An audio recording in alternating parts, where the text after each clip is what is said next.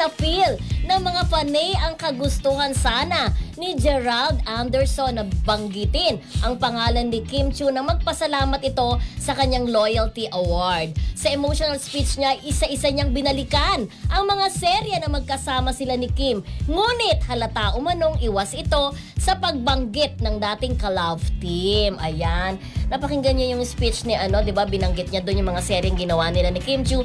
Nabanggit niya yung pinakaunang ginawa nila na nakasama niya si Jay Cuenca, Rodel. Pero ang mga fans para bang sila nakanganga sila napipil ko rin Syempre kasi parang alam naman natin yon na pareho silang pumalaot ang career. At saka Mildred, sabay na sabay. Naging bahagi ng karera ni Gerald si Kim Chiu. Correct. Oo. Kasi alam naman natin pareho silang pumasok sa bahay ni Kuya kung saan naging big winner si Kim Chiu. Very first teen edition na sa bahay ni Kuya naging big winner siya.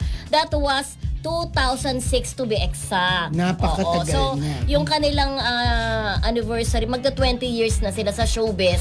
Kaya hindi nakakapagtaka na dalawa sila sa nabigyan ng Loyalty Award. So, ikaw, kapag binanggit ba ni Gerald ang pangalan ni Kim Chiu, magre-react ang fans nila ng bongga? May violent reaction ba? Ang alin?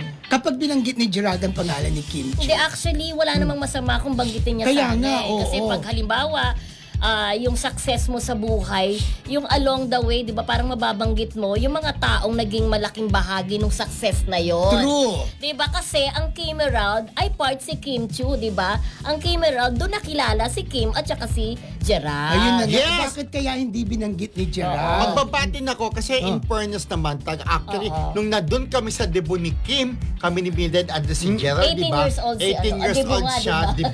debut. Actually, maintindihan naman ng mga panayin dahil alam naman nila, secured na si Kim kay Paulo. So, pwede naman dapat din banggitin. Kaya lang, ang lang din siya, pinaintindihan naman natin kasi si Kim, meron siyang post na parang iba kinikilig-kilig pa rin na sana daw walang awkwardness sa kanila ni Gerald. Merong sinabi si Kim sa kanyang post, understandable. Basahin mga friendship, iba. May sinabi kasi, yung mga sagot sa mga panayin ng Kim Herald na sana tama na po kasi wag na kayong kilig-kiligan na syempre ayaw na rin naman ni Kim hanggat maaari na ma-involve kay Gerald kasi naiintindihan natin yung post niya, di ba? Pero kung pagbanggit lang naman siguro ng pangalan, hindi yung kay Kim na tayo person. Okay lang na banggitin. Ito yung pagbanggit Total pinag-uusapan na rin naman natin si Gerald at saka kay Kim. Eto na nga, ikinagulat, itong mainit-init na po, mainit-init na balita ito kasi parang 2 or 3 hours kanina to go lang. Nag-tweet si Kim. Ito i-analyze nyo kung anong ibig niyang sabihin dyan. Kasi siyempre may mga Kim Herald fans na parang nag-relapse sila parang nagbalik tanaw sila Lalo na ini-slow motion pa nila yung nagbeso-beso si Gerald at saka si Kim. So nabuhay na naman yung Kim Herald. So, ngayon may post si Kim akala ko rin hindi siya pero nakita ko parang si Kim talaga ito. Sa X account ito ang kanyang post. Nakakaloka yung feed ko kung makapag-relapse rather. Akala mo talaga di tayo niloko 15 years ago. Ha ha ha ha. Char na char. So anong ibig sabihin ng post ni Kim na yan? Parang ako ang basa ko Parang hindi niya, parang ako lang naman ito ikaw yan. Sige. Parang ang basa ko hindi ba niya nagustuhan yung mga pagbabalik tanaw ng mga Kim Herald fanay? Ako rin. Ganun nga. Kasi parang kung magbabalik tanaw tayo, sabi niya mag-relapse na alam naman natin ang kinahinatnan ng love team nila, yung relasyon nila na merong, di ba sinasabi na involved si Bea, parang ginusgos si Kim So naiintindihan natin, nararamdaman natin yung nararamdaman naman ni Kim Chiu. Kaya nakapag-post ng gano'n. So parang meron pa sa loob na something kasi base sa post na yun. Hindi something na meron siyang nararamdaman pa. Hindi yung parang kahit teka muna, huwag kayong relax kasi relapse, magbalik talo. Kasi kung alam nyo lang yung nangyari parang hindi sa naman amin. Tayo niloko for parang Eto na, may bagong may bago na naman, may sumagot. Yun ang tingin lang natin na baka yun nga meron siyang pinagdadaanan. Meron pa sa loob. Siyempre may nag-forward sa atin, may sumagot may daw sagot. Kay Kim. Sabi niya, I honestly thought it was a Kim Pao account. But oh well, sabi niya ganon. My biases aside, this is so tacky. Can people enjoy what they want these days? Wala naman atang matatapakan o meron ba? Tapos, may sinagot ha, talaga ba? Ganon, sumagot si Kim ha? Oo. Dun sa Siya mismo si oo, Kim. Oo, sabi nung isang sumagot pa, this is not invalidating her feelings on something that happened 15 years ago. Kung big deal pa din sa kanya yon, go hold that grudge, whatever. It is her right and life. Pero Yes. sana binigay na lang sa CVS yung pag-enjoy ng 3 seconds na yon. Bakit laging doormat daw pag KG fan? So yung mga Kim Pao fanay natin, anong masasabi nyo ngayon doon sa naging post ni Kim Chu? Diba? Mag-aabang tayo ng mga reaksyon ha. Pero ito Mag-react din, po kayo. oo, kasi bago ito ha, wala sa lineup natin pero dahil mainit nga, isinisingit natin. namin na dapat So bukas parang pa. parang Janice de Belen lang ba ito?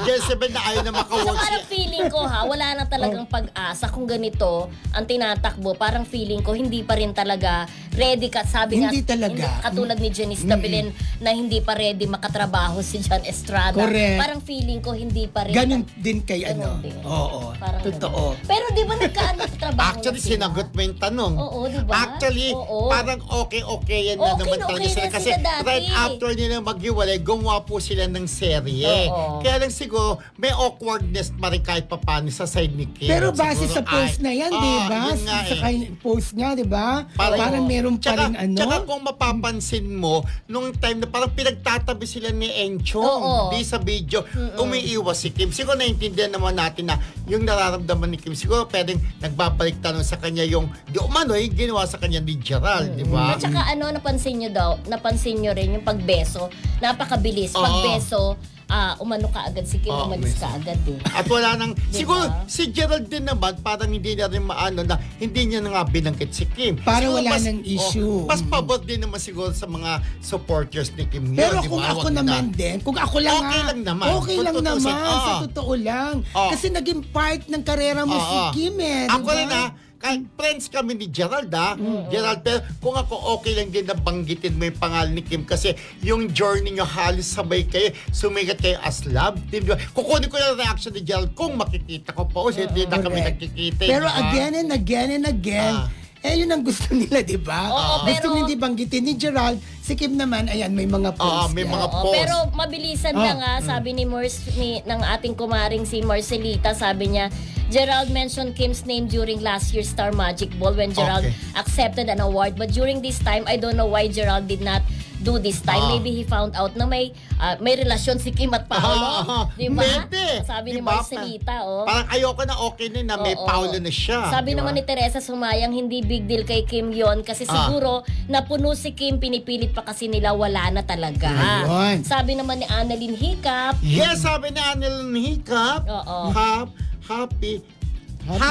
Totoo naman yung sinabi ni Kim. Pero request kasi nila ng movie. Siyempre, hindi papayag ang mga Kim Pao fans. Now, second chances, sabi nga ni Kim. Okay. Totoo naman na Mga parang reactions. naiintindihan naman nila yung post na yun ni Kim, di ba? Tayo din naiintindihan naman natin. Yun siya, yun si Kim, yun ang nararamdaman niya. Teka muna, wag na kayong kilig-kiligan sa amin. Tama na, tapos na. Tapos Meron na. na akong Paulo. Parang May ganon. bagong chapter na ng buhay Oo, niya. parang ganon, oo, di ba? nako, parang agree naman dyan sina Carmen Dolalas, Marcelita ng UK, Weng Agustin, Lina Moreno, Tapet. Emily Gomez, Tapet Roque, Oo. Marina Corazon, Annalyn Anape Muelo, Annalyn Hiccup, Ate Remy Nidoy, Ate Lorna Anselmo, si Ate Cecil Pili, Ate Norma Melicio, Eva Bautista, si Wendy Agustin, ay dyan na ulit siya. Oh, tsaka si Jaime Tapet Libadison. Salamat sa mga fino-forward niyang Si- information yeah. sa atin. Thank you so much, Tapet and Annalyn. And of course, si Mami Amores, si Jaime Libadisos, Grace Dueñas, hello, Rachel Lucas, Rachel Jestro, sino Okay. pa? Si Ate Kim- Olive Dizon. Si Kim J, laging pinapabati ni Tapet. Si Marie Tisay, si Chim Marie, Mami Amores, hello po. Ogie Narvaez, laging nanonood. Si Roel Ebora, and of course si Jos Mercado. Okay. Hello po sa inyong lahat. Lisa Castro, At- Rick Dueñas. Ate Evelyn Chu. Yes, And Ate get well Evelyn. soon, Ate Carmen Dolalas and Marcelita ng UK. Get Okay. well soon.